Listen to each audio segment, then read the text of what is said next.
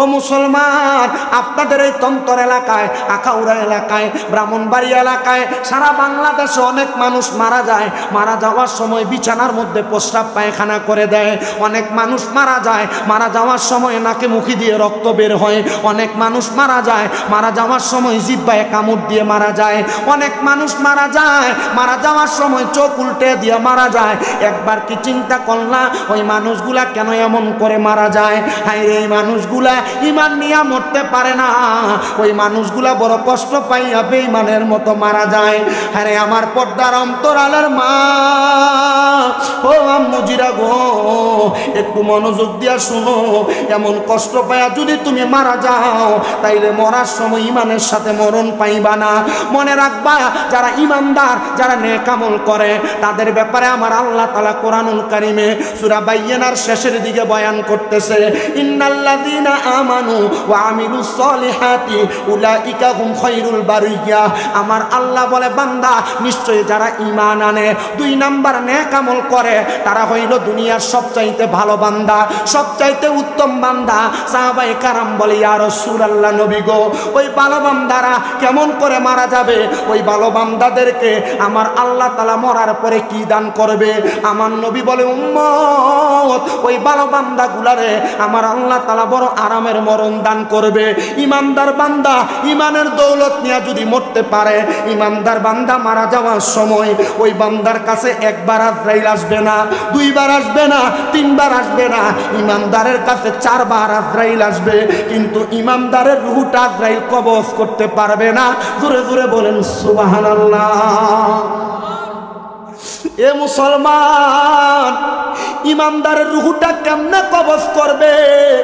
তিরমিজি শরীফের একটা হাদিস শরীফ পড়া দেখলাম, আমার নবী বলে, আজরাইল ইমানদারের কাছে আইসা সর্বপ্রথম ইমানদারের বুকের মধ্যে হাত দিবে। বুকের মধ্যে হাত দেওয়ার সাথে সাথে ইমানদারের বুকের মধ্য থেকে 2 জন ফেরেশতা ডাক দিবে, এ আজরাইল, ইমানদারের বুকের মধ্য দিয়া রূহ কবজ করবে না। বলে, কেন গো? বলে, ইমানদার বান্দার বুকের মধ্যে আল্লাহ নবীর ভালোবাসা আছে। 2 নাম্বার, আজরাইল আইসা ইমানদার বান্দার চেহারা বিওয়াছিকান মুখ চেহারা বরাবর হামলা করবে। বান্দা ইমানদার হওয়ার কারণে 5 ওয়াক্ত নামাজ আদায় করেছে।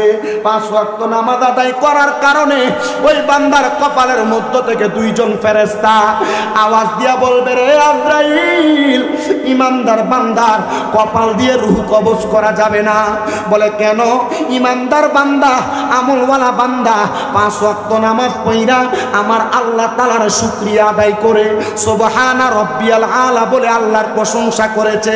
এই জন্য ইমানদার বান্দার রূহটা কবজ করা যাবে না। এবার ইমানদার বান্দার ডান দিক থেকে হামলা করবে আজরাইল। ইমানদার বান্দার ডান দিকে আজরাইল হাতটা দেওয়ার সাথে সাথে ইমানদার বান্দার ডান দিক থেকে জবাব দিবে, আজরাইল, ইমানদার বান্দার ডান দিক দিয়ে রূহ কবজ করা যাবে না। বলে, কেন গো? কেন রূহ কবজ করা যাবে না?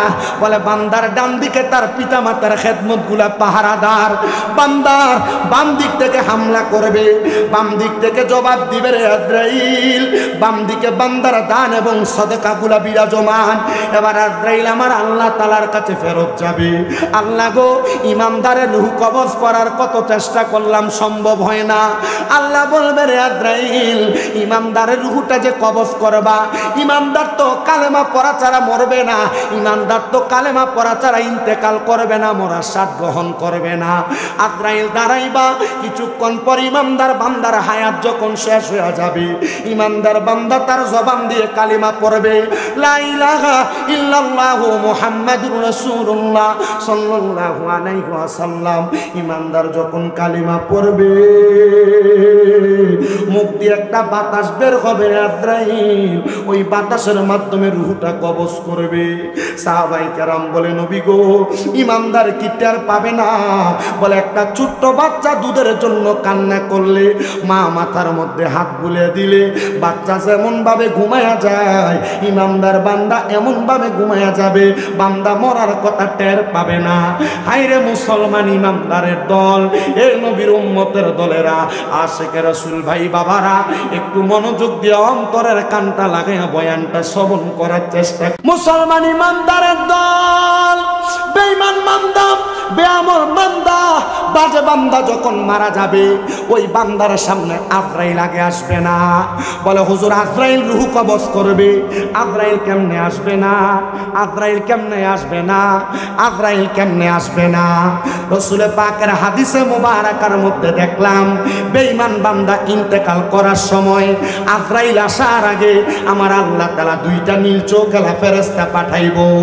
ওই বান্দা নীল চোখওয়ালা ফেরেশতাদের চেহারা দেখে বান্দা বিছানার মধ্যে ভয়ে প্রস্রাব পায়খানা করে দিবে।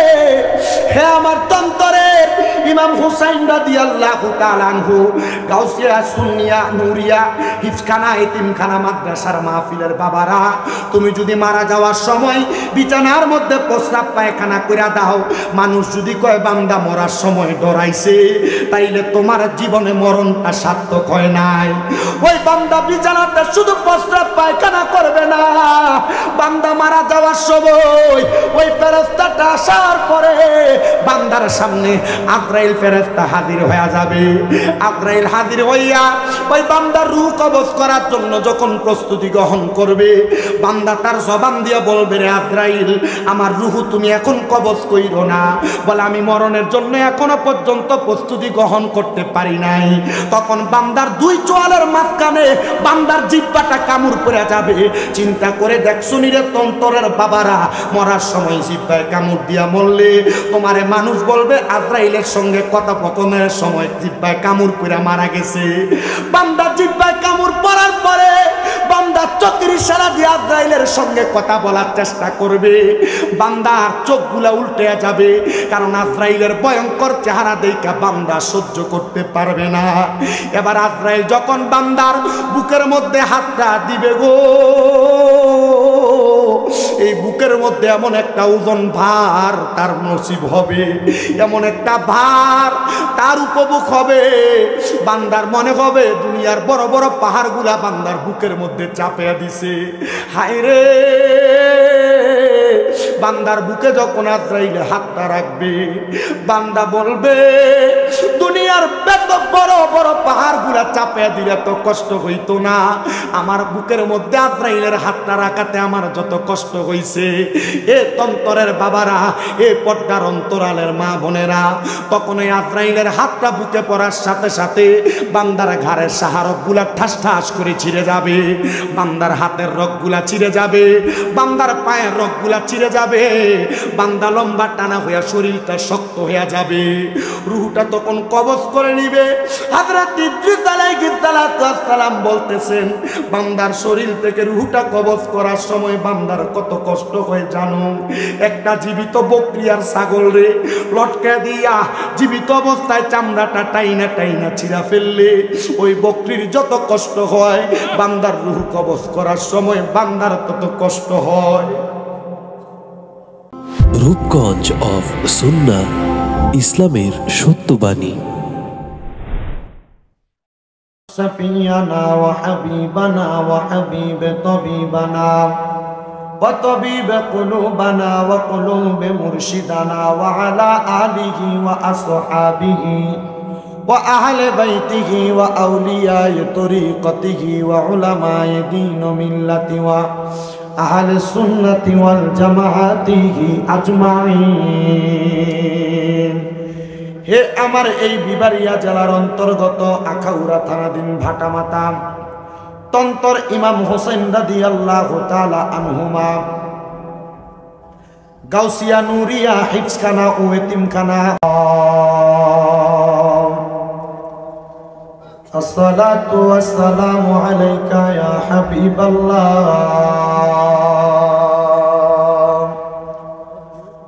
আসসালাতু ওয়াসসালামু আলাইকা ইয়া শাফিআল মুযনিবিন, আসসালাতু ওয়াসসালামু আলাইকা ইয়া রাহমাতুল লিল আলামিন,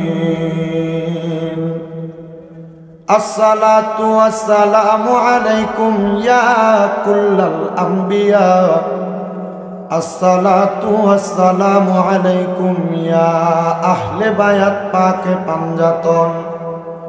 আসসালাতু ওয়াসসালামু আলাইকুম ইয়া কুল্লাল আউলিয়া। আলহামদুলিল্লাহি রাব্বিল আলামিন খালিকিস সামাওয়াত। আগন্তুক আমার ভাইয়েরা, বাবারা, বন্ধুরা, রাত্র যেহেতু গভীর, আমি আপনাদের সবার কাছে আবদার জানাই, আপনারা বলেন আমাদের জবান যিনি দিয়েছেন তিনার নাম কি? ওই আল্লাহরে আল্লাহ বলে ডাকলে লাভ আছে না নাই?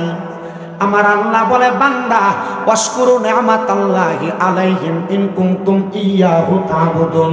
আল্লাহ কয়, বান্দারে তোমরা আমি আল্লাহর নিয়ামতের শুকরিয়া আদায় করো যদি তোমরা আমি আল্লাহর ইবাদত করো। আমার ভাই, বাবারা, বন্ধুরা, আজকের জান্নাতের বাগানে আপনারা যারা আসলেন, যেহেতু আমরা আল্লাহর বান্দা, নিয়ামতের শুকরিয়া আদায় করব আমার আল্লাহর। ওই আল্লাহর রাজি এবং খুশি করার জন্য ডান হাত তুলে সবাই জোরে ডাক দেন আল্লাহ।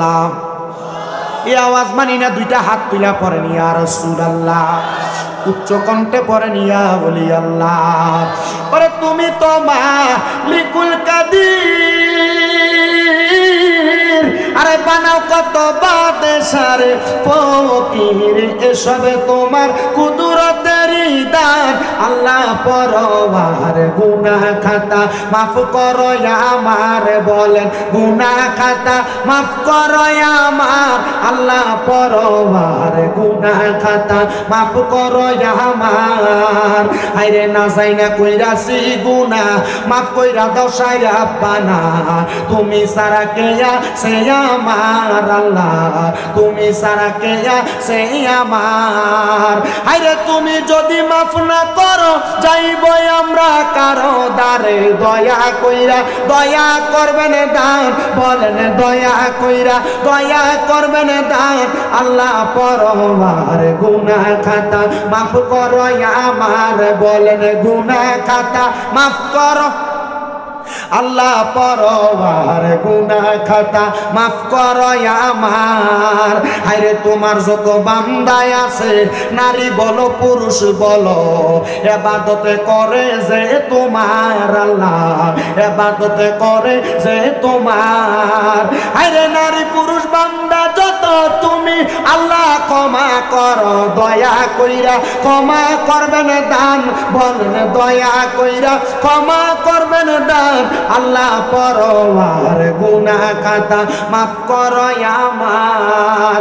বাজানো ও আমার তন্তর এলাকার ভাই, বাবারা, বন্ধুরা, যেহেতু জবানের মালিক আল্লাহ, আল্লাহর দেওয়া জবান নিয়ে জান্নাতের বাগানে বসলাম। আমার আল্লাহ কয়, বান্দা দুনিয়ার জমিনের মধ্যে যখন তোমরা আমি আল্লাহ তাআলার প্রশংসা করবা, আমি আল্লাহ তাআলা তোমরা বান্দাদেরকে 5টা জিনিস দান করব। সাহাবায়ে কেরাম আমার নবীরে প্রশ্ন করে, ইয়া রাসূলুল্লাহ, ইয়া হাবিবাল্লাহ, নবী গো, আপনার কাছে জানতে চাই, আপনি বলেন না আমার আল্লাহ তাআলা কোন 5টা জিনিস দান করে? নবী আমার কয়, উম্মতের দলেরা, 1 নাম্বার, আল্লাহর কোন বান্দা যদি আমার আল্লাহ তাআলার প্রশংসা আদায় করে, আমার আল্লাহ তাআলা বান্দার হায়াত বাড়ায়া দেয়। 2 নাম্বার, বান্দা যখন আল্লাহ তাআলার শুকরিয়া আদায় করে, আমার আল্লাহ তাআলা বান্দার রিজিক বাড়ায়া দেয়। 3 নাম্বার, বান্দা যদি অভাবের মধ্যে পইরা আমার আল্লাহ তাআলা শুকরিয়া আদায় করে, আমার আল্লাহ তাআলা বান্দার অভাব অনটন দূর করে দেয়। 3 নাম্বার, বান্দা যদি কঠিন কোন দুনিয়ার জমিনে রোগের মধ্যে আসক্ত হইয়া আমার আল্লাহ তাআলার প্রশংসা আদায় করে, আমার আল্লাহ তাআলা বান্দার কঠিন রোগটা শেফা দান করে। আর 5 নাম্বার, বান্দা যদি দুনিয়ার জমিনের মধ্যে তাইকা ঈমানের সাথে মৃত্যু কামনা করে, আমার আল্লাহ তাআলা ঈমানের সাথে মৃত্যু দান করে। শুধু তাই না রে মুসলমান, ও আমার পর্দার অন্তরালের মা বোনেরা, যারা এই জান্নাতের বাগানের মাইকের আওয়াজ শুনতেছো, আমার নবী হযরতে জাবির ইবনে সামুরা রাদিয়াল্লাহু তাআলা আনহুর মাধ্যমে হাদিস বর্ণনা করে জানিয়ে দেয়, জগতের বান্দার দলেরা, যখন আল্লাহর কোন বান্দা আমার আল্লাহ তাআলার নিয়ামতের শুকরিয়া আদায় করে, আমার আল্লাহ তাআলা বান্দার নিয়ামত বাড়ায়া দেয়। এই তন্তর বাজারের মধ্যে কত ব্যবসায়ীরা ব্যবসা করে, আশেপাশে এলাকার কত ভাই বাবারা কত মা বোনেরা সংসার নিয়ে টেনশন করে মুসিবতের মধ্যে পড়ে যায়। আমি বলবো রে ভাই বাবারা, মুসিবতে আর টেনশনের মধ্যে পড়ার কোনো কারণ নাই। মনে রাখবা, তুমি যদি দৈনিক মাত্র 300 টাকা ইনকাম করো, 500 টাকা ইনকাম করো, তুমি আফসোস করতে থাকো আল্লাহ যদি আমার দৈনিক 5000 টাকা ইনকাম দিত। না না, আফসোসটা না কইরা 500 টাকা ইনকাম কইরা যখন হাতের মধ্যে টাকাটা পাইবা আলহামদুলিল্লাহ বলবা, দেখবা আমার আল্লাহ তাআলা তোমার শুকরিয়ার বরকতে তোমার ইনকামে বরকত দান করে। ইয়া রাসূলুল্লাহ, ইয়া হাবিবাল্লাহ, আর কেমন বরকত দান করে? নবী আমার কই উম্মত, আমার আল্লাহ তাআলা তোমাদেরকে দুনিয়া এবং আখিরাতের তারাক্কি নসিব করে। মাহফিলের পোস্টারের দিয়ে তাকাইলে দেখবেন আমার বাকি বিল্লাহ নুরি ভাই আমার সাবজেক্ট একটা দেয় নাই, দিচ্ছেন 3টা। আমি চেষ্টা করব অল্প সময়ের মধ্যে আপনাদেরকে 3টা বিষয়ে আলোচনা টাচ করে যাওয়ার জন্য। যেহেতু ইমানের সাথে মরণ আমার আল্লাহ তাআলা আল্লাহর প্রশংসাকারী বান্দাদেরকে দান করবেন। আমি আমার বয়ানের ধারাবাহিকতায় ইমানদার বান্দা কেমন করে মারা যাবে আর বেঈমান বান্দা কেমন করে মারা যাবে আপনাদের কাছে বলবো, একটু ধৈর্যের সাথে আমার বয়ানটা শ্রবণ করবেন। ও মুসলমান, আপনাদের এই তন্তর এলাকায়, আখাউড়া এলাকায়, ব্রাহ্মণবাড়ি এলাকায়, সারা বাংলাদেশে অনেক মানুষ মারা যায়। মারা যাওয়ার সময় বিছানার মধ্যে প্রস্রাব পায়খানা করে দেয়। অনেক মানুষ মারা যায়, মারা যাওয়ার সময় নাকে মুখি দিয়ে রক্ত বের হয়। অনেক মানুষ মারা যায়, মারা যাওয়ার সময় জিহ্বায় কামড় দিয়ে মারা যায়। অনেক মানুষ মারা যায়, মারা যাওয়ার সময় চোখ উল্টে দিয়ে মারা যায়। একবার কি চিন্তা করলা ওই মানুষগুলা কেন এমন করে মারা যায়? হায় রে, এই মানুষগুলা ইমান নিয়ে মরতে পারে না, ওই মানুষগুলা বড় কষ্ট পাইয়া বেঈমানের মতো মারা যায়। হ্যাঁ আমার পর্দার অন্তরালের মা, ও আম্মুজিরা গো, একটু মনোযোগ দিয়া শুনো। এমন কষ্ট পাইয়া যদি তুমি মারা যাও তাইলে মরার সময় ইমানের সাথে মরণ পাইবা না। মনে রাখবা, যারা ইমানদার, যারা নেক আমল করে তাদের ব্যাপারে আমার আল্লাহ তাআলা কোরআনুল কারীমে সূরা বাইয়িনার শেষের দিকে বয়ান করতেছে, ইন্নাল্লাযীনা আমানু ওয়া আমিলুস সলিহাতি উলাইকা হুম খায়রুল বারিয়া।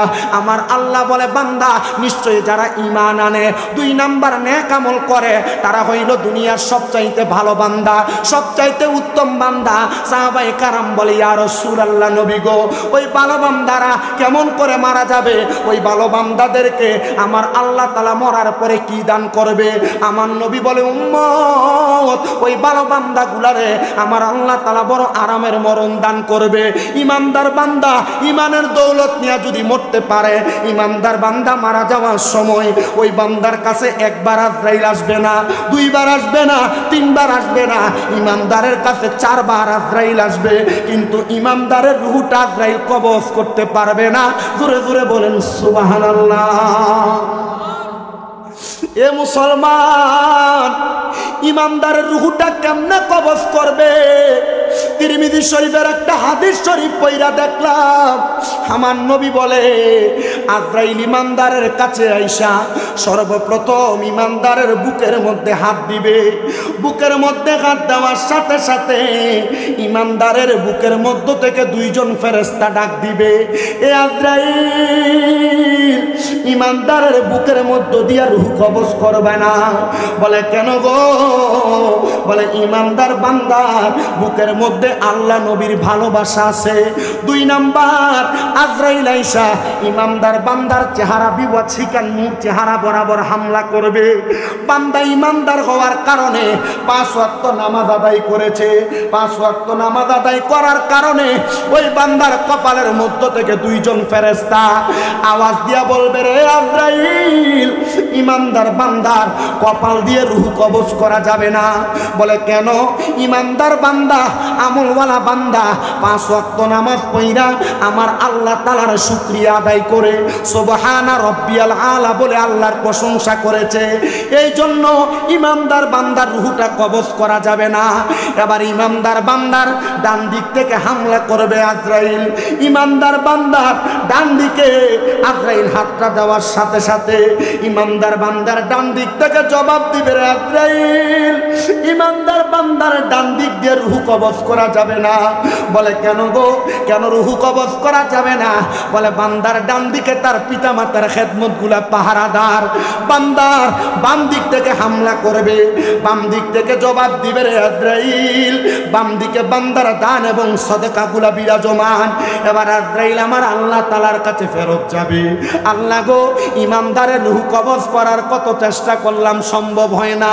আল্লাহ বলবে রে আজরাইল, ইমানদারের রূহটা যে কবজ করবা, ইমানদার তো কালেমা পড়া ছাড়া মরবে না, ইমানদার তো কালেমা পড়া ছাড়া ইন্তেকাল করবে না, মরার স্বাদ গ্রহণ করবে না। আজরাইল দাঁড়াইবা, কিছুক্ষণ পর ইমানদার বান্দার হায়াত যখন শেষ হয়ে যাবে, ইমানদার বান্দা তার জবান দিয়ে কালিমা পড়বে, লা ইলাহা ইল্লাল্লাহু মুহাম্মাদুর রাসূলুল্লাহ সাল্লাল্লাহু আলাইহি ওয়াসাল্লাম। ইমানদার যখন কালিমা পড়বে, মুখ দিয়ে একটা বাতাস বের হবে আজরাইল, ওই বাতাসের মাধ্যমে রূহটা কবজ করবে। সাহাবায়ে কেরাম বলে নবী গো, ইমানদার কি টের পাবে না? বলে একটা ছোট্ট বাচ্চা দুধের জন্য কান্না করলে মা মাথার মধ্যে হাত বুলিয়ে দিলে বাচ্চা যেমন ভাবে ঘুমায়া যায়, ইমানদার বান্দা এমন ভাবে ঘুমায়া যাবে, বান্দা মরার কথা টের পাবে না। হায়রে মুসলমান ইমানদারের দল, এই নবীর উম্মতের দলেরা, আশিকে রাসূল ভাই বাবারা, একটু মনোযোগ দিয়ে অন্তরের কানটা লাগাইয়া বয়ানটা শ্রবণ করার চেষ্টা করেন। ইমানদার বান্দার রূহটা যখন কবজ করবে আজরাইল, আজরাইলের হাতের মধ্যে ইমানদারের রূহটা থাকবে না। বাইন মাছ হাতে ধরলে যেমন ভাবে পিছনে পইরা যায়, ইমানদারের রূহটা আজরাইলের হাত থেকে এমন ভাবে সরে সরে যাবে। আল্লাহর কাছে আজরাইল ফরিয়াদ জানাইবো, আল্লাহ ইমানদারের রূহ তো আমার কাছে থাকে না। বলে জান্নাতের স্বর্ণ রূপার পেয়ালা দিয়া ইমানদারের রূহটাকে উপরের দিকে নিয়ে যাও।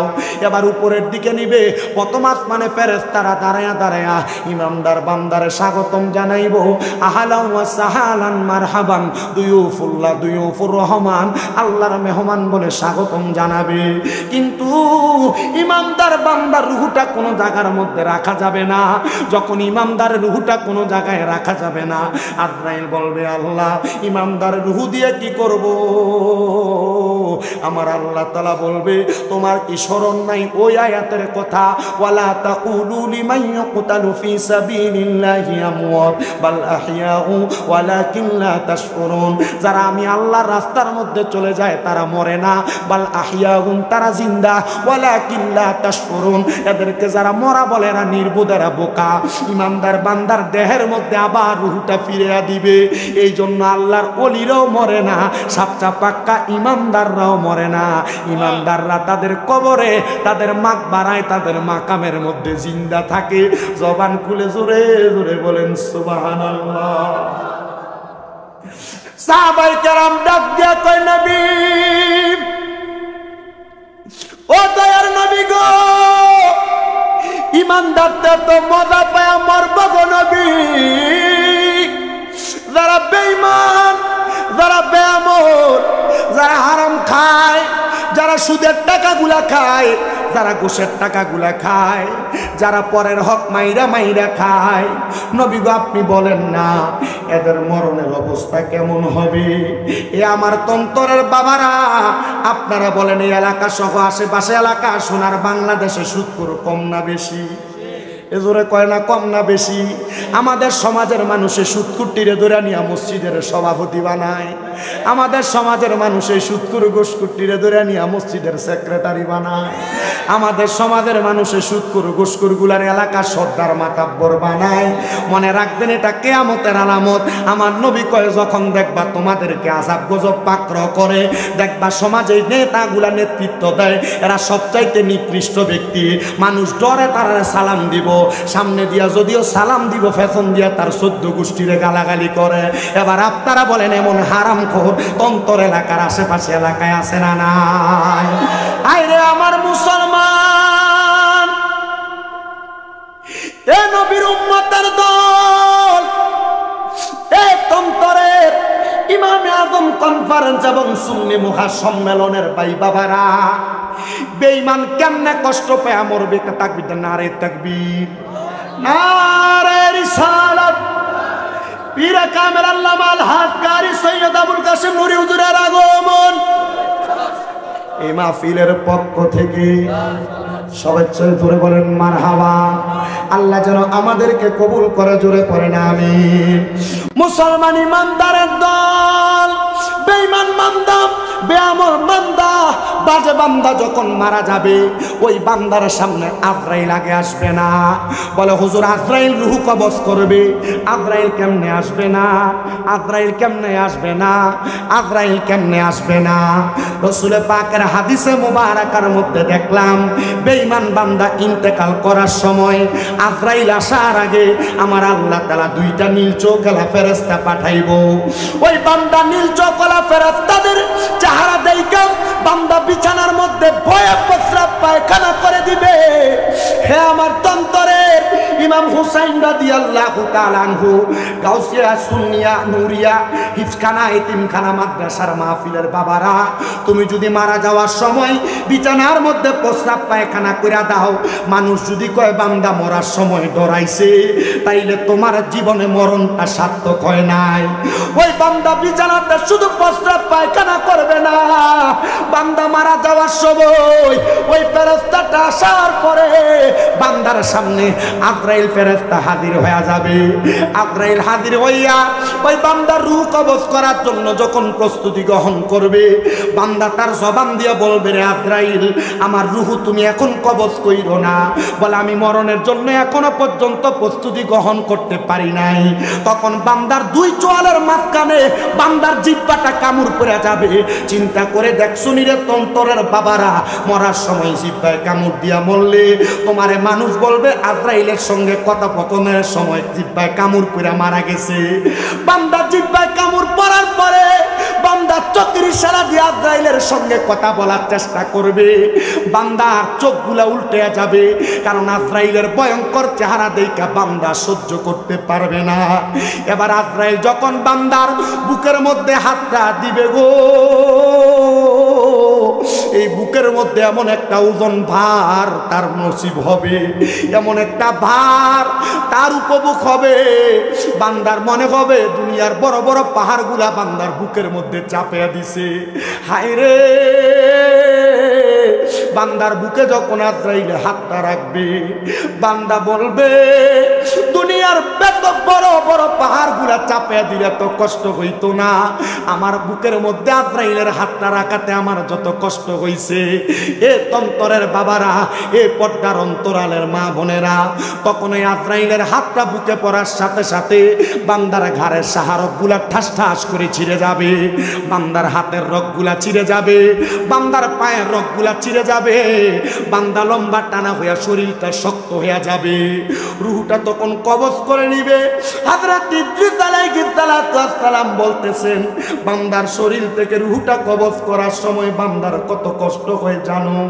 একটা জীবিত বকরি আর ছাগল রে লটকে দিয়া জীবিত অবস্থায় চামড়াটা টাইনা টাইনা ছিঁড়া ফেললে ওই বকরির যত কষ্ট হয়, বান্দার রূহ কবজ করার সময় বান্দার তত কষ্ট হয়। আরে চোখেরই পলকে তুমি হতে পারো লাশ, চিরতরে বন্ধ হবে তোমারই নিঃশ্বাস, হবে এলান তোমারই নাম মসজিদের মাইকে, হবে এলান তোমারই নাম মসজিদের মাইকে, বাড়িওয়ালা নাই রে বাড়ি নাই রে দুনিয়াতে, বাড়িওয়ালা নাই রে বাড়ি নাই রে দুনিয়াতে, বাড়ি গাড়ি মেল ফ্যাক্টরি টাকার পাহাড়, বিলাসিতায় কেটেছে জনম কতই অহংকার, দামি কাপড় ছেড়ে হবে, দামি কাপড় ছেড়ে হবে সাদা কাফনে পরিতে, বাড়িওয়ালা নাই রে বাড়ি নাই রে দুনিয়াতে, বাড়িওয়ালা নাই রে বাড়ি নাই রে দুনিয়াতে, বাড়িওয়ালা নাই রে বাড়ি নাই রে দুনিয়াতে, চোখেরই পলকে তুমি হতে পারো লাশ, চিরতরে বন্ধ হবে তোমার নিঃশ্বাস, হবে এলান তোমার তোমার নাম মসজিদের মাইকে, বাড়িওয়ালা নাই রে বাড়ি নাই রে দুনিয়াতে, বাড়িওয়ালা নাই রে বাড়ি নাই রে দুনিয়াতে, বাড়িওয়ালা নাই রে বাড়ি নাই রে দুনিয়াতে। তোমার বয়ে থাকতো মানুষ ছিল বাহাদুরি, ভাবনি হাওয়ায় উড়া তুমি যে রঙিনী ঘুরি। সুতোয় টানে দিলে মালিক, সুতোয় টানে দিলে মালিক পারবে না তাকিতে, বাড়িওয়ালা নাই রে বাড়ি নাই রে দুনিয়াতে। এ দুনিয়ার মুসলমান, এ নবীর উম্মতের দল, বান্দার রুহু কষ্ট দিয়া কবজ করবে এই জায়গায় শুধু শেষ না। বান্দার রুহুটা যখন আজরাইল আলাইহিস সালাতু ওয়াস সালাম কবজ করবে, আজরাইলের হাতের মধ্যে এমন একটা রুমাল নিয়া আজরাইল নাকের মধ্যে এমন ভাবে কাপড় লাগায় দিবে। এবার আজরাইল রুহু নিয়া প্রথম আসমানে যাবে। প্রথম আসমানের মধ্যে ফেরেশতারা বান্দার রুহুটা দেখা থু থু নিক্ষেপ করবে, হুজুর থুতু নিক্ষেপ করবে। ইমানদার মরার পরে তো স্বাগতম জানাইছে, কিন্তু বেঈমান বান্দা বেআমল বান্দারে কেন আজরাইলে থুতু দিবে এবং ফেরেশতারা থুতু দিবে, নাকে কাপড় লাগাইবে? বলে অন্য কোনো কারণ না, অন্য কোনো কারণ না। বান্দা গুনাহ করতে করতে, নামাজ না পড়তে পড়তে, বান্দা আল্লাহরে ভয় না করতে করতে, বদকাম করতে করতে বান্দার রুহুটা একটা দুর্গন্ধযুক্ত রূহ হয়ে গেছে। তখন আজরাইল বলবে, রে ফেরেশতার দল, আমি জানি তোমরা বান্দার রুহের কষ্ট সহ্য করতে পারো না, বান্দার রুহের দুর্গন্ধ সহ্য করতে পারো না, এই জন্য তোমরা থুতু নিক্ষেপ করো। বলো বান্দার ঠিকানা কোথায়? এবার আয়াত তেলাওয়াত করে শোনাইবো।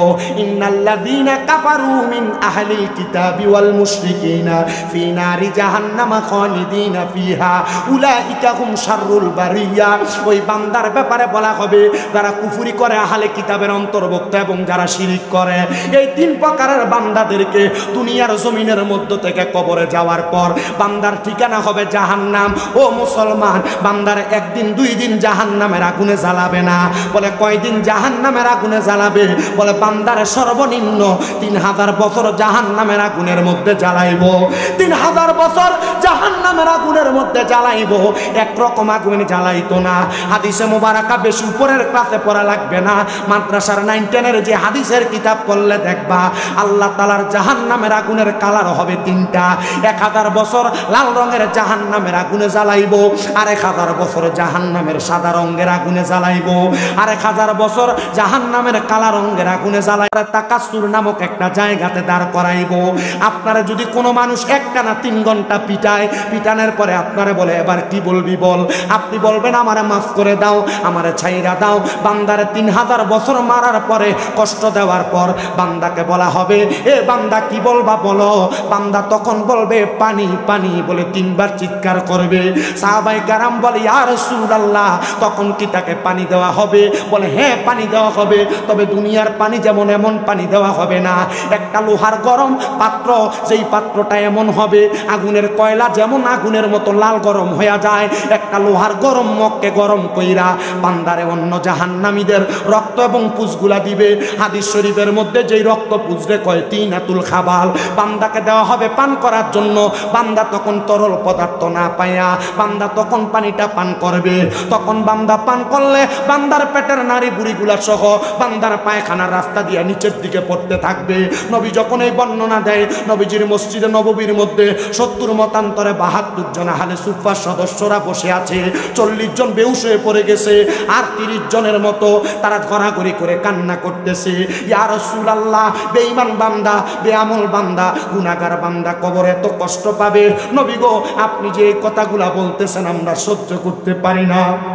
আমার নবী কয় ইমানদারের জন্য বড় সুখবর। ইয়া রাসূলুল্লাহ, কেমন সুখবর? বলে ইমানদার বান্দা ইন্তেকাল করার পর যখন কবরে রাখা হবে, দুনিয়ার মানুষ দেখবে ইমানদার বান্দাকে মাটির কবর 3.5 হাতের মধ্যে শোয়া দেয়, কিন্তু না না না, ইমানদাররে মাটির কবরে শোয়া দেওয়া হয় না।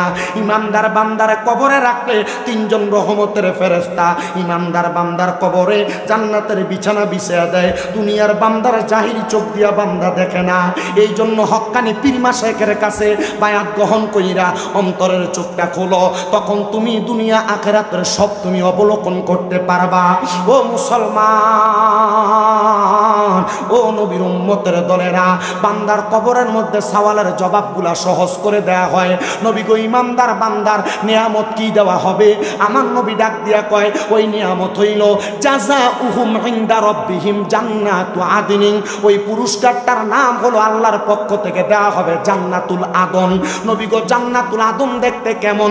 কয় তাজরি মিন তাহতিহাল আনহার। ওই জান্নাতুল আদন দেখতে এত সুন্দর, জান্নাতুল আদনের নিচে দিয়ে একটা নহর প্রবাহিত হয়। হাদিসে মুবারাকার অত্যন্ত সুন্দর ব্যাখ্যা দেখলাম। ওই জান্নাতের নদীর মধ্যে একরকম না, 4 রকমের পানি থাকবে। এই মাসটা রজব মাস, ওই নদীর নামও হবে রজব নদী। ওই 4 রকমের পানিটা একটা পানি না। 1 নাম্বার যেই পানি থাকবে ওই পানির নাম হলো ইন্না আতাইনা কাল কাউসারের পানি। ওই পানি তারা পান করবে যারা ঈমান নিয়ে ইন্তেকাল করবে।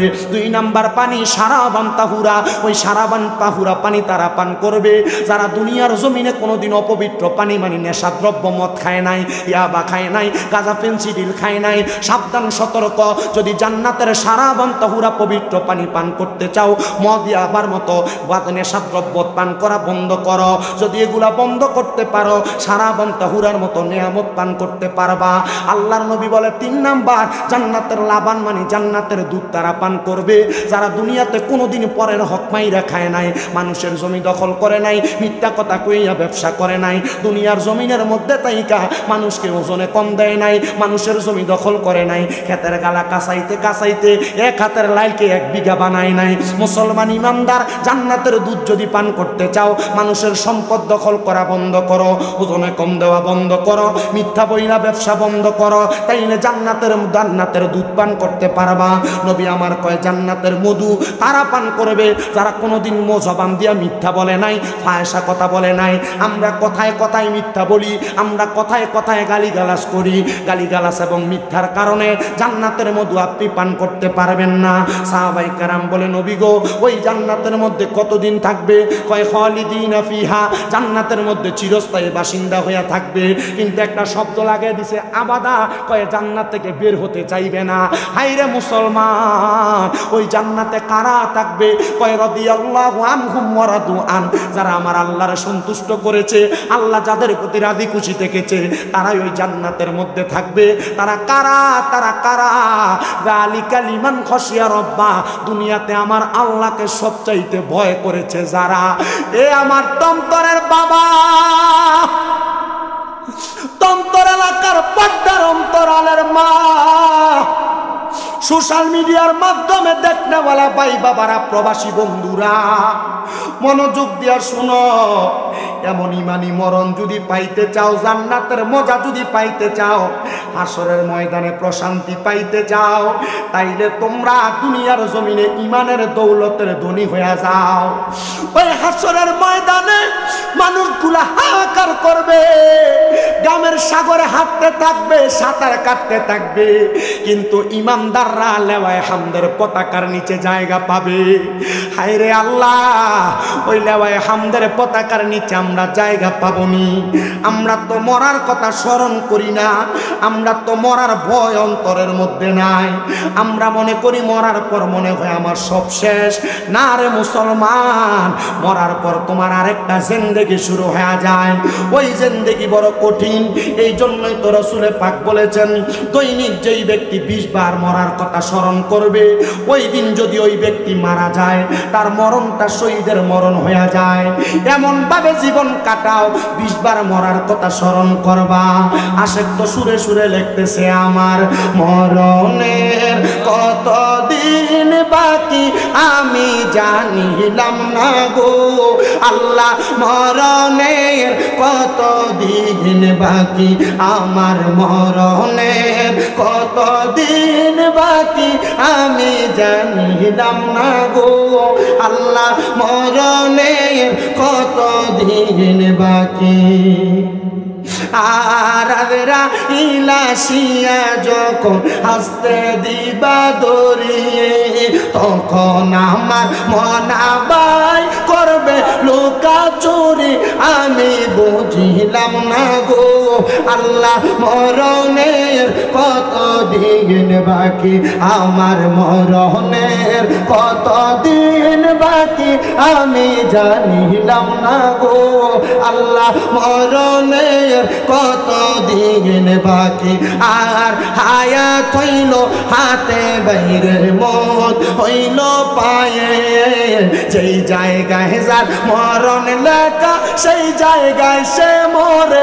আমি বুঝিলাম না গো আল্লাহ মরণের কত দিন বাকি, আমার মরণের কত দিন বাকি আমি জানিলাম না গো আল্লাহ মরণের বাকি। আর রাইলে আইসা তোমার হস্তে পায়ে ধইরা নিয়া যাইব দিয়া তোমার পায়ে দিয়া আন্দি। আমি বুঝিলাম না গো আল্লাহ মরণের কত দিন বাকি। এ মুসলমান, এ নবীর উম্মতের দলেরা, ওই মরার কথা তোমার স্মরণ নাই বিদায় তুমি হয়তো দুনিয়ার রং তামাশা লইয়া বড় ব্যস্ততার মধ্যে সময় কাটাও। শুনে রাখো, আফগানিস্তান নামক এলাকার মধ্যে আল্লাহর বান্দা হযরতে জুলফিকার আফিন্দি নামক একজন আল্লাহর বান্দা বসবাস করতেন। উনি বলেন, আমি সব সময় মরার কথা স্মরণ কইরা কইরা কান্নাকাটি করতাম, কিন্তু আমার আল্লাহ তাআলা যে আমি জুলফিকার আফিন্দিকে এমন ভাবে কবুল করবে আমি বুঝতে পারি নাই। এ জুলফিকার, আমার আল্লাহ তাআলা তোমারে কেমন ভাবে কবুল করেছে। বলে, আমি যখনই কোনো কবরের সামনে দিয়া যাইতাম, কবরটার মধ্যে তাকাইলে আমি দেখতাম কবরবাসী কেমনে আছে, ভালো আছে না খারাপ আছে। এ মুসলমান, তুমি যেই কবরের মধ্যে শুইবা, এই কবরে তুমি কেমন আছো এটার কথা তোমারে কেউ বইলা দেওয়া লাগবে না। আজকে তন্তরের মাহফিল থেকে বাড়িতে যাইয়া ডান হাতের তালুটা ডান গালের সাথে লাগায়া চিন্তা শুধু করবা, আমি যে মরবো, আমার এই এই কর্মের কারণে কবরে ভালো থাকবো, এই এই কর্মের কারণে কবরে খারাপ থাকবো। জুলফিকার আফিন্দি বলে, কবরের সামনে যা দেখতাম কবরগুলার মধ্যে সুন্দর সুন্দর জান্নাত, সুন্দর সুন্দর বাগিচা, কিন্তু আমি একটা কবরস্থানের সামনে গেলাম আফগানিস্তানের, ওই কবরস্থানের সামনে যাইয়া আমি দেখলাম সব কবরগুলা অন্ধকার দেখা যায়, কিন্তু আমার নাকের মধ্যে একটা সুঘ্রাণ আসা লাগতেছে। আমি ওই সুঘ্রাণটা পাইয়া মনে করলাম মনে হয় কোনো নতুন কবরবাসীর এই কবরের মধ্যে মাটি দেওয়া হয়েছে। আমি এটা মনে কইরা এই আফগানিস্তানের কবরের দিকে প্রবেশ করলাম।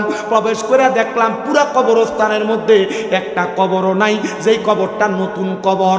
হঠাৎ করে কবরস্থানের শেষ প্রান্তে যেয়ে দেখলাম একটা কবর ভাঙ্গা, কিন্তু কবর থেকে সুঘ্রাণ আমার নাকে লাগতেছে। আমি নাকটা কাছে নিয়ে দেখলাম, কিন্তু কবর থেকে কোনো দুর্গন্ধ বের হয় না। তুমি মারা যাওয়ার পর কবরের বাস পচার আগে তোমার লাশ পয়সা যায়, কেমন জীবন বানাইলা, লাশ পচার আগে বাস পচার আগে লাশ পয়সা যায়। কিন্তু আমার ইমাম এশকে মুহাব্বত ইমাম আহমদ রেজা খান ফাজলে বেরলভী উনি বলতেছেন, এই জগতের মানুষ তোমরা শুনে রাখো, না না, মুহাম্মদ সাল্লাল্লাহু আলাইহি ওয়াসাল্লামের গোলামের কাফনও ময়লা হবে না। কেন ময়লা হবে না? কারণ যারা রসুলে পাকের মুহাব্বত নিয়ে জীবনটা কাটায়া ইন্তেকাল করতে পারছে, এই ইন্তেকালের কারণে ওই ব্যক্তি মারা যাওয়ার পর সে জান্নাতের ফেরেশতাদের হাতের মধ্যে লালিত পালিত হবে, যেমন একটা ছোট্ট মাসুম বাচ্চা লালন পালন হয়। জোরে কি সুবহানাল্লাহ বলবেন না? এ মুসলমানের দল হযরতে জুলফিকার আফিন্দি বলেন, ওই কবরের সুঘ্রাণটা পাইয়া এবার আমি প্রশ্ন করলাম, এ আফগানিস্তানের বাসিন্দারা, তোমরা কি বলতে পারো এই কবরে যাকে মাটি দেওয়া হয়েছে সে কোন ব্যক্তি, যার কবর থেকে এত সুঘ্রাণ আসতেছে? কেউ বলতে পারে না। এবার একজন লাঠি বর করে করে আল্লাহর বান্দা আসতেছে, শায়েখ মানুষ, মুরব্বী। উনি সামনে আসার পরে উনি ডাক দিয়া কই, এ বাবা, আপনি তো বয়স্ক মানুষ, পুরাটা কবরস্থানে অনেক কবর আছে, কিন্তু এই যে ভাঙ্গা ভাঙ্গা কবরটা দেখতে পান, এই কবরের মধ্যে কে শুয়ে রইছে আপনি কি তার পরিচয় জানেন? উনি ডাক দিয়া কয়, আমাদের এলাকার একজন কাঠ কাটনেওয়ালা কাঠুরিয়া ব্যক্তি, এমন কোন আমলওয়ালা ব্যক্তি না, এটা তার কবর। বলে বাবা আপনার নাকের মধ্যে কি একটা সুঘ্রাণ আপনি পান? বলে হ্যাঁ পাই। বলে এই সুঘ্রাণটা এই কাঠুরিয়া ব্যক্তির কবর থেকে আসতেছে। আপনি রিক্সা চালান, বাজারে মাছ বেচেন, তরকারি বেচেন, অসুবিধা নাই, যদি আপনার ইমানের দৌলতটা শক্ত থাকে, আমলের দৌলতটা শক্ত থাকে, এই দুই দৌলত শক্ত থাকলে কবরে গেলে আপনার লাশ বসবে না, লাশ থেকে সুঘ্রাণ বের হবে, ফুলের গান বের হবে। এবার ওই হযরতে জুলফিকার আফিন্দি বলে, আমি তাকে দেখলাম এই ব্যক্তিটার খোঁজ খবর নেওয়ার জন্য পুরো আফগানিস্তান এলাকা তালাশ করতে লাগলাম, পুরো আফগানিস্তান এলাকায় তালাশ করে দেখলাম এমন কোনো ব্যক্তি নাই যে এই ব্যক্তি কাটতে ইন্তেকাল করেছে। এবার আমি আফগানিস্তানের পশ্চিম অঞ্চলে যায়া একটা ঘরের দরজার মধ্যে সালাম দিলাম, আসসালামু আলাইকুম ওয়া রাহমাতুল্লাহ। আমার সালামের কোনো জবাব দেয় না। দুইবার সালাম প্রদান করলাম, আমার সালামের কোনো জবাব দেয় না। তিনবার সালাম প্রদান করলাম, আমার সালামের কোনো জবাব দেয় না। আমি বুঝতে পারলাম মনে হয় ঘরের মধ্যে কোনো বাসিন্দা নাই। আমি মুখটা ফিরায়া সামনের দিকে 40 কদম হাঁটার সাথে সাথে আমার সালামের জবাব দেয়, ওয়া আলাইকুমুস সালাম ওয়া রাহমাতুল্লাহি ওয়া বারাকাতুহু। কিন্তু যেই ব্যক্তি জবাব দিয়েছে সে কোনো পুরুষ মানুষ না, একজন মহিলা মানুষ। আমি মহিলা কোনটা আওয়াজ পাইয়া তার দিকে ফিরা তাকাইলাম না।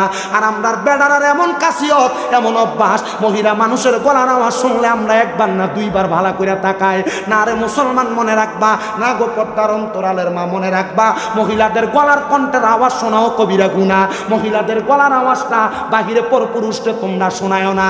যদি জান্নাতে যাইতে চাও তোমার চেহারা পরপুরুষকে দেখায়ও না। যদি জান্নাতের আলা মাকাম স্থান পাইতে চাও তাইলে তুমি পর্দার অন্তরালের মধ্যে থাকবা। তুমি মনে করো দুনিয়ার জমিনের মধ্যে শালীনভাবে অশালীন পোশাক পরে চললে মনে হয় তোমাকে মানুষ মডার্ন বলবে, কিন্তু দুনিয়াতে মডার্ন বলবে, কবরে ফেরেশতারা এমন ফিডা ফিটবো তোমার শরীরটাকে আস্থা রাখবে না। এই আযাবের নাম আযাবুন শাদীদ। এজন্য পর্দার অন্তরালের মা বোনেরা অশালীন পোশাক নয়, পর্দার অন্তরালের মধ্যে থাকবা। মনে রাখবা শুধু কাপড় দিয়া শরীর ঢাকনা দিলেই পর্দা না, গলার আওয়াজকে নিচা করে রাখা এটা একটা গলার পর্দা। আপনার চোখেরও পর্দা আছে। আমরা মনে করি নারীদের সাথে মেলামেশা করলেই শুধু জিনা হয়, না রে না। নারীদের সাথে জবান দিয়া কথা বললে মুখের জিনা হয়, নারীদের দিকে চোখ দিয়া তাকাইলে চোখের জিনা হয়, নারীদের গলার আওয়াজ কান দিয়া শুনলে কানের জিনা হয়। কোন নারীর সাথে অবৈধভাবে মেলামেশা করার জন্য পাও দিয়া হাইটা গেলে পায়ের জিনার গুনাহ হয়। সাবধান, সতর্ক। যদি আমার আল্লাহ তাআলার কাছে আপনার মুখটাকে সাবলীল বান্দা, ইমানদার বান্দা হিসেবে দেখাইতে চান, তাইলে আপনি এমনভাবে আমার আল্লাহর কাছে আপনাকে উপস্থাপন করবেন, ইমানি দৌলত নিয়ে ধনী হয়ে যাবেন। এবার আল্লাহর বান্দা জুলফিকার আফিন্দি বলে, মহিলা আমার 3 বার সালামের জবাব দিয়া আমার এবার সালাম দেয়, আসসালামু আলাইকুম ওয়া রাহমাতুল্লাহ। আমি সালামের জবাবটা পায়া পেছনের দিকে ফিরতে লাগলাম। না ফিরে আমি পেছনের দিকে আমার কদম দিয়ে হাঁটতে হাঁটতে পেছনে যাইয়া জিজ্ঞাসা করলাম, এ মা আপনার পরিচয় কি গো? বলে আমার পরিচয় জানবেন না? আপনি বলেন কেন আমার ঘরের সামনে হাজির হয়েছেন? উনি ডাক দিয়া কয়, এটা কি ওই ব্যক্তির ঘর যেই ব্যক্তি কাঠ কাটতেন? বলে হ্যাঁ, এই ব্যক্তি একজন কাঠুরিয়া আমার স্বামী, উনি ইন্তেকাল করেছেন অনেক দিন হয়ে যায়। এবার আল্লাহর ওলি জুলফিকার আফিন্দি ডাক দিয়া কয়, মা আপনি বলেন না আপনার আমার স্বামীর এমন কোন নেক আমল ছিল যে আমলের কারণে আপনার স্বামীর কবর থেকে জান্নাতি সুঘ্রাণ আসতে পারে? মহিলা ডাক দিয়া কয়, হুজুর আমার স্বামীর এমন কোনো নেক আমল নাই যে আমলের কারণে আল্লাহ তাআলা আমার স্বামীকে কবরের মধ্যে ভালো রাখবে। আমার স্বামী জঙ্গলে জঙ্গলে কাঠ কাইটা সন্ধ্যাবেলা বাড়িতে আসতেন, কাঠ বিক্রির টাকা দিয়া ঘরে যখন আটা এবং চাউল আনতেন এগুলা আমার কাছে দিতেন। উনি গোসল করে ঘরে আইসা নামাজের মুসল্লাটা বিছিয়ে বইসা থাকতেন। উনি এমন কোন আমলওয়ালা ছিল না, নামাজটাও ঠিক পড়তে পারতেন না, কিন্তু আমার স্বামীর এমন একটা খাসিয়ত ছিল, আমার স্বামী আল্লাহর কোরআনটা খুইলা আল্লাহর কোরআনের দিকে তাকায়া তাকায়া চোখের পানিগুলা ফালায়া ফালায়া কাঁদতো। আমি একদিন জিজ্ঞাসা করলাম, স্বামী স্বামী গো, আপনি কোরআন পড়েন না, কোনোদিন আপনার গলা থেকে কোরআন তেলাওয়াতের আওয়াজ আমি পাই নাই। আমার স্বামী আমার ডাক দিয়ে কই, স্ত্রী গো, আমি যদি কোরআন পড়তে পারতাম তাইলে তো তুমি আমার কোরআন তেলাওয়াতের আওয়াজ শুনতে পাইতা। আমার এই এলাকার মসজিদের খতিব, আফগানিস্তানের মুকাররমে ইমাম, উনি আমাকে বলেছেন যদি কোরআন না পড়তে পারি, কোরআনের দিকে তাকিয়ে থাকি, তাইলে আমার আল্লাহ তাআলা আমারে তাকানোর বরকতে সওয়াব প্রদান করবে। এবার আল্লাহর ওলি হযরতে জুলফিকার আফিন্দি বলে, আমি চইলা গেলাম, আমার বুঝতে আর দেরি হয় নাই। আমি যে এবার মুরাকাবা করতে লাগলাম, আল্লাহর দরবারে তাহাজ্জুদ নামাজ পড়া কাঁদতে লাগলাম, আল্লাহ এই বান্দার এমন কোন এক আমল তুমি কবুল করছো? ওই বান্দা বলে, আমি কাঁদতে কাঁদতে পেরেশান, আমি কাঁদতে কাঁদতে বেহুশের মতো অবস্থা। এমন টাইম আমি দেখলাম আমার নামাজের মুসল্লার ভিতরে কে জানি একজন সাদা রঙের পোশাক পইরা, এমন নূরানি চেহারা আমার সামনে আইসা আমার মাথাটার মধ্যে হাতটা বুলিয়ে দেয়। আমি জিজ্ঞাসা করলাম, কে গো আপনি? উনি আমারে কই, যেই কাঠুরিয়ার কবরের সামনে সুগান পাইছেন, আমি ওই কাটনেওয়ালা কাঠুরিয়া। কি গো, আপনি এত সুন্দর পোশাক কোথায় পাইলেন? বলে, আমি দুনিয়াতে আল্লাহর ভয় কইরা কোরআন তো পড়তে পারতাম না, শুধু তাকায়া তাকায়া কবরের কথা চিন্তা কইরা কইরা কাঁদতাম। আল্লাহ তাআলা আমার এই আমলটার বরকতে আমার কবর থেকে সুঘ্রাণ দিয়া দিছে। আরে আপনার কবর থেকে সুঘ্রাণ দিছে, এটা বড় কথা নয়। আপনি কবরে কোন হালতে আছেন, কোন অবস্থায় আছেন? উনি কয়, আমি মুরুক্ষ হওয়ার কারণে, আল্লাহ তাআলার কোরআনকে মুহাব্বত করার কারণে, দুনিয়াতে কবরকে ভয় কইরা আল্লাহ তাআলা হাসরের ময়দানে আমারে শক্ত করে পাকড়াও করবে, এই জিনিসটাকে ভয় কইরা কোরআন পড়তাম না, পারতাম না, বিদায় আমি শুধু তাকায়া থাকতাম। আল্লাহ তাআলা আমার হাসরের ময়দান বড় সুন্দর করে রাখছে। এ দুনিয়ার মানুষ, এ তন্তরের বাবারা, তোমার মা, তোমার আব্বা জান তোমার জন্য তার জীবনটাকে নাশ করছে। তোমার আব্বা কাজকর্মে করতে যায় নামাজ পড়তে পারে নাই, তোমার আম্মা দুপুরের খাবার রান্না করতে যায় ঠিক মতো নামাজটা আদায় করতে পারে নাই। ওই আম্মা আব্বা এখন অন্ধকার কবরে। আল্লাহ তাআলা তোমার মা বাপরে মাফ করছেনি, তুমি জানো না। সন্তানের দল, ওই আম্মা আব্বা কবরে কেমন আছে তুমি জানো না। আমি জানি এখানে অনেক সম্পদওয়ালারা বসেছেন, অনেক টাকাওয়ালারা বসেছেন। আপনার ঘরে টাকার অভাব নাই, কিন্তু আপনার মা বাবার বড় অভাব। এরা অন্ধকার কবরে বড় কষ্ট করে আপনারা লালন পালন করেছে, কিন্তু আপনি এখন মা বাপরে খাওয়াইতে পারেন না। খাওয়াইবেন কেমনে? মা বাবা অন্ধকার কবরে। ওই কোরআনকে মুহাব্বত করার কারণে বান্দার কবরটাকে যদি আল্লাহ সুন্দর সুঘ্রাণওয়ালা কবর বানাইতে পারে। আজকের এই মাহফিলটা তন্তর ইমাম হুসাইন রাদিয়াল্লাহু তাআলা আনহু গাউসিয়া নুরিয়া হিফজখানা এবং এতিমখানা একটা শব্দ লাগানো। এতিম ছাত্ররা পড়ালেখা করে, অনেকের মা কবরে বাবা কবরে। কেমন আছে আপনি জানেন না। এতিমদের জন্য শুধু মাথায় হাত বুলানোর উদ্দেশ্যে আমি এখানে কালিমা তৈয়বার 24 হরফের মোহাব্বতে অনেকেই রুহুল আমিন সিদ্দিকী সাহেবের কাছে দান করেছিলেন। আমি 24টা নবীর প্রেমিক চাই, আম্মা আব্বারে ভালোবাসা। হুজুর আল্লাহ তাআলা আমার আম্মা আব্বার কবরে সুশীতল একটা ব্যবস্থা করে দিবে। আমি একটা বস্তা করে চাউল দান করব, যদি 2 বস্তা দেন অসুবিধা নাই। মাদ্রাসার এতিম বাচ্চারা খাবার খাবে, মাদ্রাসার বাচ্চারা খাবার ভক্ষণ করবে। একটা একটা করে ছেলে চাই। বলে, হুজুর আমার মার জন্য দোয়া করবেন, বাবার জন্য দোয়া করবেন। আমি একটা বস্তা চাউল দান করব। কে দিবে? 1 নাম্বার শুধু হাতটা তুলবেন। আমি 24 জন মানুষ চাই। 1 নাম্বার আমার এই ভাইটা পাইছে। আম্মা আব্বা সিং, আব্বা নাই। আপনার নাম কি? শাহজাহান মিয়া। বাড়ি কোথায়? কাছে যাইয়া প্রয়োজনে নাম, মোবাইল নাম্বার এগুলো লিখে নেন। ভালোবাসি তোমায় বাবা, বুকটা যে যাইছি রে, তোমার কথা হৃদয় মাঝে পড়ছে বারে বারে। বাবা তুমি কেমন আছো ছোট মাটির ঘরে, তোমার কথা হৃদয় মাঝে পড়ছে বারে বারে। বাবা গো, ও বাবা, বাবা গো, ও বাবা। আল্লাহ কবুল করে করো, মঞ্জুর করো।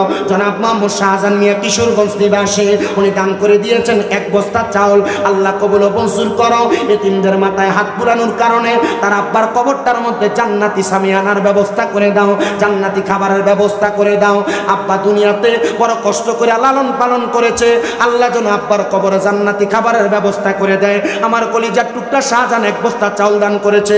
2 নাম্বার আমার ভাইজানের নামটা লাইটটা একটু অফ করতে হবে ভাইজান, লাইটটা এটা কেন এটা বিপ্লব ভাইনি তুমি আনাই সুবিধা না, এটা তো লতিফ বেড়ে তো মোটামুটি সৃষ্টি যারা আছে সবাই চিনি তোমরা পরিচিত মানুষ, তুমি আনাই বললাম না নরসিংদী থেকে ফাগলা মানুষ দেখছ। ভাইজানের নাম কি? মারুফ ভাইয়ের বাড়ি কোথায়? রুটি নিবাসী মোহাম্মদ মারুফ ভাই। আব্বা আম্মা আছে? কার? দাদুর জন্য দোয়া চাই, আমার মতো দাদু হারা, দাদা হারা, নানা হারা। আল্লাহ কবুল করো, মঞ্জুর করো। মোহাম্মদ মারুফ ভাই, আব্দুল্লাহ মারুফ কারকি নামক একজন আল্লাহর কনি আছেন যিনি দামেস্কে বসবাস করতেন। আল্লাহ কবুল ও মঞ্জুর করো। মারুফ ভাই দান করলেন 1 বস্তা চাউল। আল্লাহ কবুল ও মঞ্জুর করো। বংশের